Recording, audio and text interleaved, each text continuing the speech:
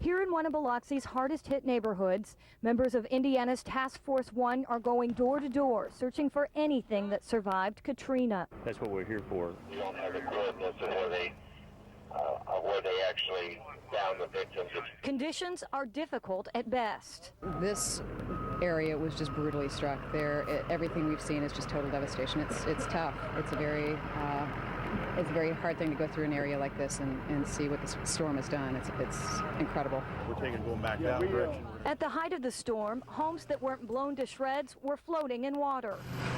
The storm surge in most of these houses was, anywhere from 4 to probably 8 feet. Task Force members have rescued 2 people from this rubble so far, but unfortunately, there are more victims here than survivors.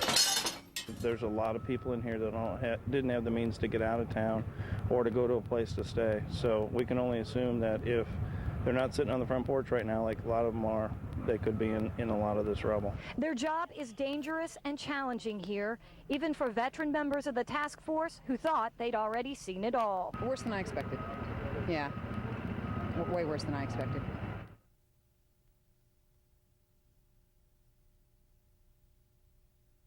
In some ways, the situation continues to improve here, with more supplies and help arriving daily. But contamination concerns are growing. There's no question that the recovery will be a very long process. You can never tell how dire a situation is until you see it with your own eyes. And in Biloxi, seeing what is here is hard to believe. Oh, I'm glad he came. I'm real glad he came. It's a confidence booster, I mean, this is devastation. President Bush walked through these crumbling streets talking with the people who are tired, hungry, and homeless. I just told them that we're out looking for food. We need food down here. There's a lot of people going hungry. People are hot and they're hungry. And that's why this is such a welcome sight here. Meal trucks from the Salvation Army are up and running. Search and rescue! Indiana Task Force 1 continues to make their way through neighborhoods. But with the heat and increasing contamination, the likelihood of finding survivors is dwindling. It is hard. It's getting on people's minds, and we're getting to an area where we want to try and still find live victims, but we're getting longer into the search recovery period. While Biloxi is seemingly fallen apart, compassion continues to bring people together. Well, these people have got a very strong will, and it's something I think we all should look at. It'll get better.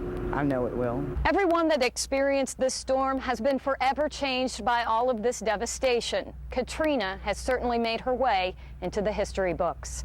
In Gulfport, Mississippi, Jennifer Carmack, RTV6.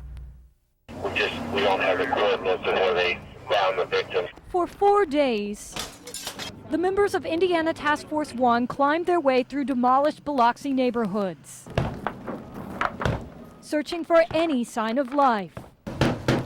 Search and rescue! There you go. Everything we've seen is just total devastation. It's tough. It's a very hard thing to go through an area like this and see what the storm has done. It's incredible. The team put in 16-hour days and worked against all odds. Good boy. Go find.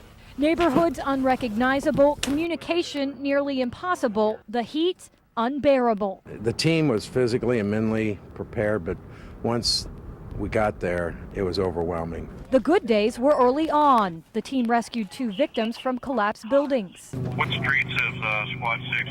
But as time passed, no survivors were found. There's a lot of people in here that didn't have the means to get out of town or to go to a place to stay. So we can only assume that if they're not sitting on the front porch right now, like a lot of them are, they could be in a lot of this rubble. The dire conditions started taking their toll. A lot more safety hazards too. A lot of mold starting to develop. It's getting a lot worse. The individual that we just found that didn't survive the hurricane. They describe it as a week of hell on earth, a week these Hoosiers will never forget. So this is something that'll stay with me.